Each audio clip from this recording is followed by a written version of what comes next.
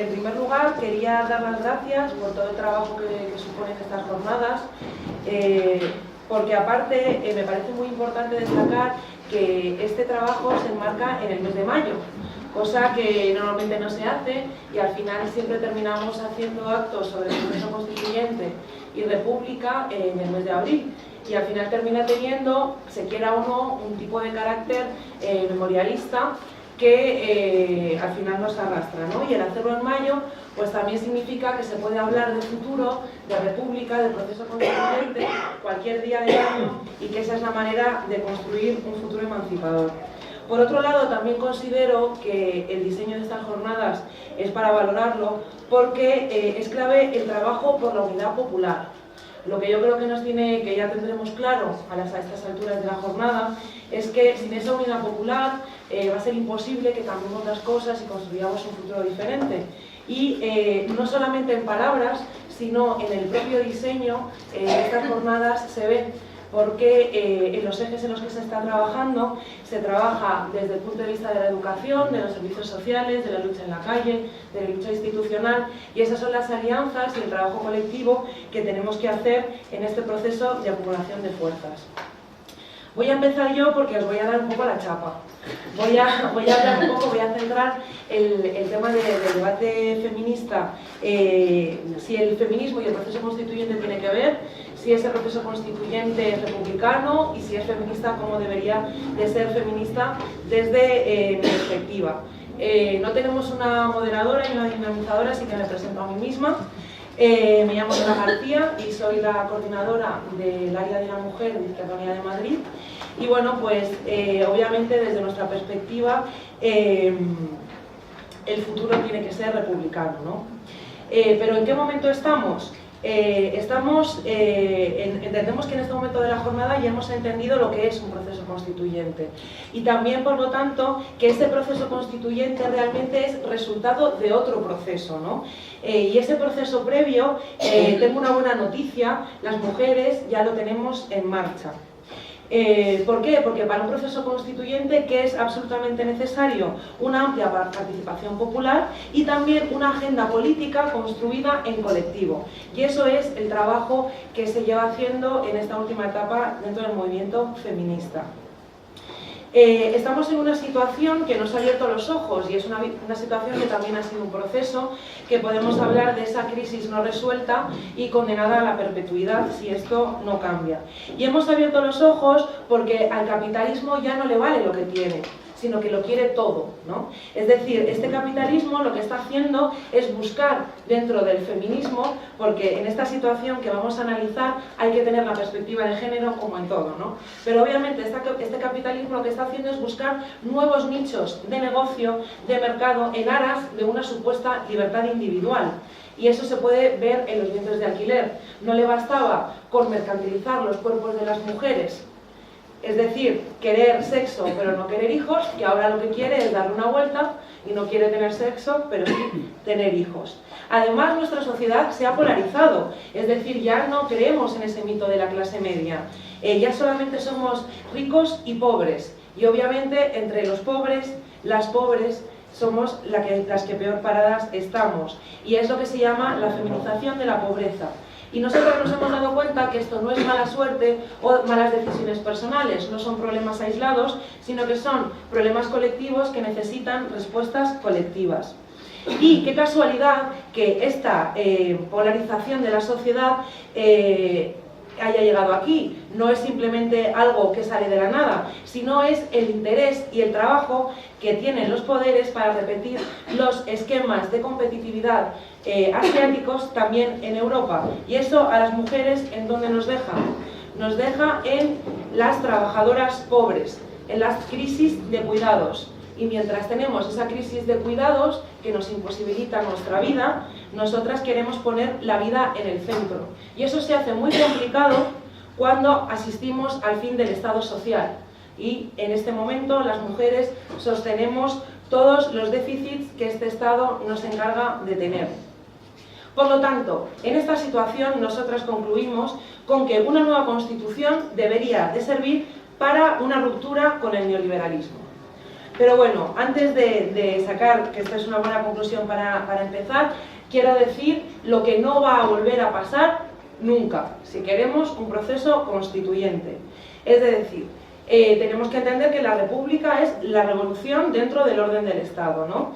¿Y qué ha pasado tras las revoluciones, ¿no? Tras esos cambios en el constitucionalismo? Que las reivindicaciones de las mujeres han sido olvidadas. Entonces, ¿qué ocurre? Que estamos hartas. Estamos hartas de vernos repetir nuestra misma historia, de vernos reivindicando proclamas que ya fueron. Nos vemos librando batallas que han sido libradas por las mujeres en el pasado y nos vemos descubriendo las mismas cosas que ya han sido dichas. Y siempre, cada vez, parece algo nuevo. Y si mucho parece nuevo, es porque mucho ha sido olvidado, pero no por la amnesia, sino por los vencedores, por los relatadores de la historia. Y son los hombres, que al final la han escrito.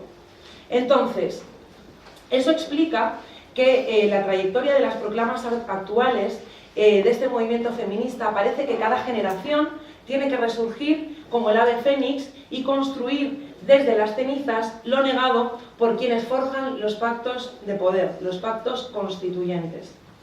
Y es que el feminismo siempre cuestiona el poder, pero no solamente el poder, sino que también es desde donde cuestiona el poder, desde donde hace política. Y, por tanto, el feminismo es revolucionario. Lo fueron las mujeres que, tras la Revolución Francesa, como Lynn de Gouges, cuestionaron a sus propios compañeros revolucionarios franceses. Lo fueron en 1848, cuando, mientras los hombres leían el manifiesto comunista, las mujeres hicieron el manifiesto de Seneca Falls. Lo hicieron las mujeres el 8 de marzo, que fue el día que estalló la Revolución Rusa. Y así podemos hablar a lo largo de la historia de cómo las mujeres han estado siempre. Por lo tanto, en el próximo proceso constituyente estaremos también las mujeres. ¿Por qué? Porque somos el 51%. Hemos estado siempre y no somos lo que ahora los medios de comunicación nos quieren llamar como nuevo sujeto político. Simplemente, en este momento, volvemos a estar organizadas, la crisis ha amplificado nuestras luchas y nuestras reivindicaciones y lo queremos todo. Y para explicar esto que digo, que no va a volver a pasar, y poder aprender de los errores para construir un nuevo proyecto distinto, voy a hablar brevemente de dos momentos que al final parecía que sí, pero fue que no. Y bueno, es que también me llama la atención en estos momentos, cuando se reivindica la República, que se utiliza mucho la bandera de la Revolución Francesa, ¿no? Y vengo a decir aquí que esa igualdad, libertad y fraternidad a las mujeres nos encerró en nuestras casas. El régimen soberano, que era la monarquía, existía, en ese régimen existía un solo cuerpo, que obviamente era el cuerpo masculino. Y la República usará la democracia, que es un sistema de gestión de los cuerpos libres. Y es en esta República donde por primera vez se habla del cuerpo femenino. Pero se habla para insertarlo dentro del espacio privado, el hogar. Es decir, la modernización y el progreso, que fueron dos de los conceptos de la Ilustración, al final terminaron afectando a los hombres de manera diferente a las mujeres. Por lo tanto, esa igualdad para nosotras no fue conseguida. También se encontraron con que ese cambio de esas mujeres, con que ese cambio de súbditos a ciudadanos se articuló basándose en esa diferencia entre hombres y mujeres, que parecía además estar definida desde la naturaleza.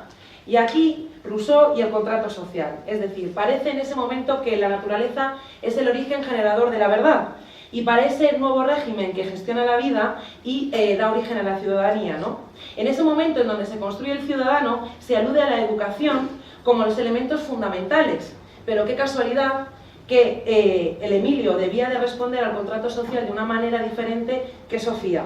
La educación era para personas libres e iguales, pero para Sofía, que también tenía que ser educada, su objetivo nunca era el mismo. Esa educación debía ser solamente basada en ayudar al desarrollo de su compañero, en su educación, en su vida individual y social. Es decir, eran ideas muy nuevas para ellos, pero muy antiguas para nosotras. Entonces, ¿qué cambió? Cambió la estrategia, en el que se necesitaba que siguiéramos jugando ese papel, y pasamos de ser sumisas a entenderlo como la aceptación natural.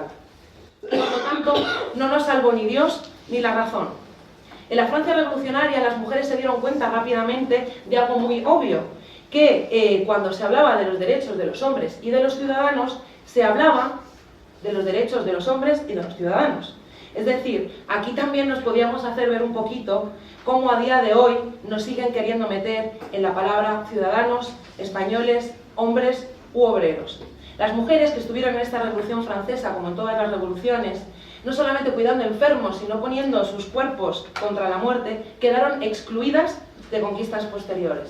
Resumiendo, la Ilustración hace ley la idea complementaria de los sexos, su diferenciación natural, y son las bases fundamentales de nuestra opresión y de nuestra lucha desde hace más de 200 años. Y como digo, rápidamente, en 1791, Olympe de Gouges publica Los derechos de la mujer y de la ciudadana, y añade un epílogo que es de abrumadora actualidad. Mujer, despierta. El rebato de la razón se hace oír en todo el universo. Reconoce tus derechos. El potente imperio de la naturaleza ha dejado de estar rodeado de prejuicios, fanatismo, superstición y mentiras. La antorcha de la verdad ha disparado todas las nubes de la necesidad y la usurpación. El hombre esclavo ha redoblado sus fuerzas y ha necesitado apelar a las tuyas para romper sus cadenas. Pero una vez en libertad, ha sido injusto con su compañera. Oh, mujeres, mujeres, ¿cuándo dejaréis de estar ciegas? ¿Qué ventajas habéis obtenido de la revolución? Un desprecio más marcado, un desdén más visible. Cualesquiera que sean los obstáculos que se os opongan, podréis superarlo. Solo basta con desearlo. Pero sabemos que no basta con desearlo. Y al final, ¿qué le pasó a ella? Pues que terminó en la guillotina.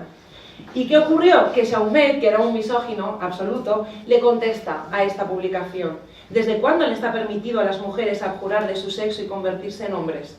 ¿Desde cuándo es decente ver a mujeres abandonar los cuidados devotos de su familia, la cuna de sus hijos, para venir a la plaza pública, a la tribuna de las arengas, a realizar deberes que la naturaleza ha impuesto a los hombres solamente?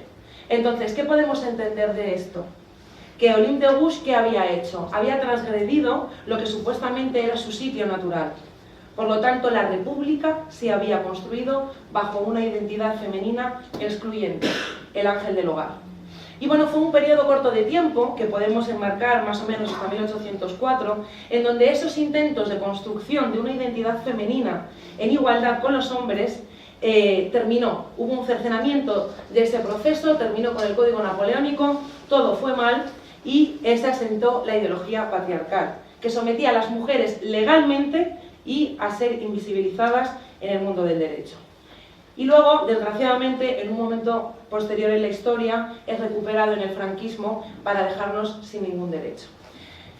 Y aquí voy a hablar en un momento de la Segunda República, pero no solamente para decir que todo fue maravilloso y aplaudirnos y pensar en algo que yo por lo menos nunca he llegado a vivir, sino para que entendamos lo que estamos hablando del proceso constituyente. La Segunda República no nos regaló nada, no fue el inicio del reconocimiento de las aspiraciones de las mujeres, sino su culminación. En la Segunda República las demandas de las mujeres fueron recogidas y en la mezcla de constitucionalismo, republicanismo y democracia, los derechos de las mujeres avanzaron. Desgraciadamente no dio tiempo a que se sumieran en la sociedad, y no voy a destacar los derechos civiles y penales, porque fueron muchos y algunos mejores que los que tenemos ahora las mujeres, como en el caso del aborto, etc. Pero sí que me gustaría destacar otro tema fundamental en el debate del proceso constituyente. En el momento en el que se empieza a hablar del derecho al voto femenino, ¿qué dice la derecha? La derecha se acuerda de la Ilustración, ¿no? Y cuando alguien habla de Rousseau y de la Revolución Francesa parece que tiene esa legitimidad. ¿Qué decían ellos? Decían, es un ataque a la feminidad el derecho a votar. ¿Y cómo puede ser eso? ¿No? Porque al final la feminidad parece que es ese rasgo, ¿no?, de sumisión y desigualdad, y que parece que reconocer la igualdad es atacar a la feminidad, ¿no? ¡Qué ridículo! Entonces, en el fondo, en la Segunda República no definieron lo que es la feminidad, porque no se puede utilizar algo que supuestamente es natural, pero es una construcción de los hombres, para que sea la piedra de toque de esa identidad excluyente. Y otro rasgo fundamental es el concepto de educación. Antes hemos dicho que Sofía tenía derecho a tocar el piano para que, bueno, cuando viniera pues, su marido y sus amigos, mientras toman el coñac, pues se lo pasen bien. Y esa era la educación que teníamos las mujeres. Pero aquí se habla de una educación integral, de una educación en donde se plantea que la cultura es un elemento emancipatorio y también es emancipatorio para nosotras. Y eso es algo que tenemos que tener en cuenta en la construcción de futuro. Y de ahí a otro periodo de oscurantismo. Como conclusión, nuestra historia se estructura en intentos cercenados de construir otros modelos, otras identidades. Lo que se pone de manifiesto, una vez más, es que muchas veces se hace una construcción de la historia donde parece que los modelos que terminaron por consolidarse fueron los mejores posibles, los únicos posibles, ¿no? Y eso es falso. En la historia hubo intentos que no llegaron a buen puerto, pero que podían haber sido igual de válidos o más de los que acabaron asentándose como hegemónicos. Por lo tanto, tenemos un pasado y una genealogía que construir para ponernos a trabajar. Y ahora nos vamos a la situación actual. Bueno, pues ahora mismo, como decía, estamos en una crisis de cuidados, por un lado, y por otro lado, en un feminismo que se define como anticapitalista. Y como dice Silvia Federici, es un engaño que el trabajo asalariado sea la clave para liberar a las mujeres, porque seguimos en esa doble explotación. Se han firmado 6 pactos de Estado desde la última Constitución. El último, el Pacto de Estado en materia de violencia de género, aprobado el pasado septiembre, ha sido altamente polémico. Fue aprobado solamente como naturaleza de informe, no tiene ningún impacto legislativo. No se aprobó por unanimidad. De hecho, nosotras nos abstuvimos ante un pacto de Estado que no tenía presupuesto ni calendario y que no mejoraba tampoco los déficits de la Ley 1/2004. Tampoco mejora ni asume el Convenio de Estambul firmado por 2014 en España. Es presupuestariamente insuficiente. Se nos prometió que íbamos a tener 200 millones durante los próximos 5 años, que aun siendo insuficientes podrían servir para trabajar en las 214 medidas de ese pacto. Además, nos deja a las comunidades autónomas sin 100 millones de euros para prevención educativa y sanitaria y a los 8.000 ayuntamientos sin 20 millones para mejorar la atención jurídica, psicológica y social de proximidad. ¿Y qué está ocurriendo? Ante toda esta situación, ¿de qué creéis que se está hablando en el debate constitucional? Del diseño territorial. Aquí, una vez más, en esta legislatura, se ha colocado en el debate público la necesidad de reformar la Constitución y se ha hablado de ese diseño territorial, pero hay temas que no se están poniendo encima de la mesa con el mismo énfasis en los debates. La reforma del Pacto Constituyente con perspectiva de género es una fundamental. No podemos pensar que las mujeres no tenemos problemas que podrían ser solventados en una Constitución. Solo tenemos 2 artículos, el 9.2 y el 14, que no son suficientes para estructurar una sociedad igualitaria. La perspectiva de género está ausente en nuestra Constitución y esos 2 artículos no dan solución a nuestra discriminación. El 14 básicamente habla de igualdad formal, es decir, tenemos que abstenernos de generar diferenciaciones, y el 9.2 lo que expresa es la voluntad por la igualdad material, ¿no? Diciendo, bueno, pues a lo mejor la igualdad que recogemos en el 14 no ayuda a superar situaciones de desigualdad real. Pero bueno, en resumen, la Constitución que tenemos no nos contempla como sujetos políticos, no nos contiene, no nos identifica, y no es tanto lo que se dice como lo que no se dice, no nos nombra, solo dice 2 veces la palabra mujer. Una vez en el artículo 32 y otro en el 57, es decir, cuando se habla de matrimonio y de corona. Alfonso Guerra, que aparte tenemos todo este mito de que todo fue maravilloso, describía que la elaboración de esta Constitución se podía resumir en una palabra: consenso. Es decir, las transacciones, las renuncias que todos deben hacer para que todas puedan estar algo satisfechos, pero no totalmente satisfechos. Pero aquí vengo a decir que la idea de consenso constituyente no es un reflejo de consenso en la realidad. ¿Por qué? Porque no hay una transacción entre hombres y mujeres para resolver nuestros problemas políticos. Es decir, el consenso de nuestra actual Constitución se construye desde una negación previa de las cesiones del feminismo. Es muy loco pensar que el único debate sobre igualdad entre hombres y mujeres sea el de la situación de la corona. que no fue precisamente lo que al movimiento feminista más le preocupaba. Frente al derecho al aborto, al divorcio, aparece la protección de la familia. El aborto queda mediatizado bajo la expresión "todos tienen derecho a la vida". De la incorporación al mercado de trabajo no se recoge más que un genérico derecho de todos al trabajo. Es decir, la Constitución de 1978 es menos generosa que con las reivindicaciones feministas que lo que fue la Segunda República. Y en un análisis material rápido, porque no quiero comerme más tiempo, razones por las que esta Constitución no es nuestra. 0 mujeres participaron en la ponencia que redactó el proyecto original. 0 madres fundadoras, 7 padres fundadores. Ninguna diputada se integró en las comisiones de Economía, Comercio y Turismo, Interior o Presupuestos, algunas de las más relevantes. Ninguna diputada fue ponente de la comisión en la que se integró, solamente las 2 de designación real.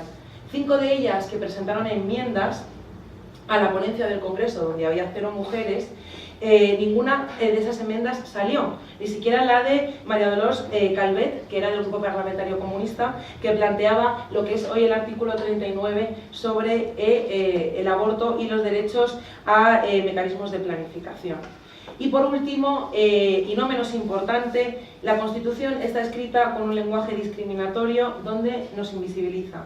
En resumen, los debates constituyentes no integraron como propio el discurso del movimiento feminista, que chocó con las estructuras del poder masculino que representan los partidos políticos. Por lo que, compañeros, nosotras vemos fundamental trabajar para cambiar nuestras estructuras de partido, ya que 40 años después de esto siguen siendo masculinas.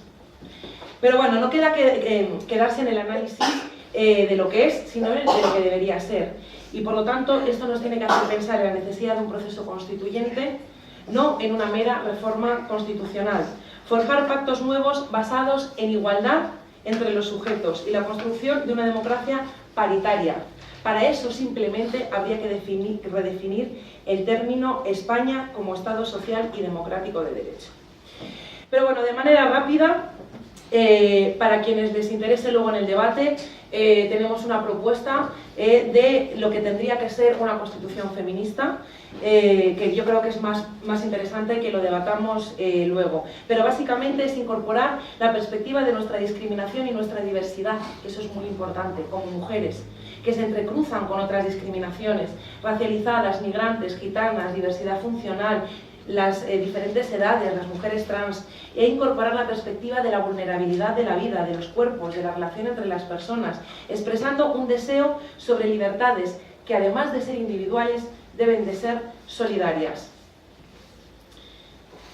Y bueno, en fin, para nosotras, por lo tanto, es diferente matizar lo que es un modelo hegemónico que construir un modelo alternativo, que debe ser emancipatorio.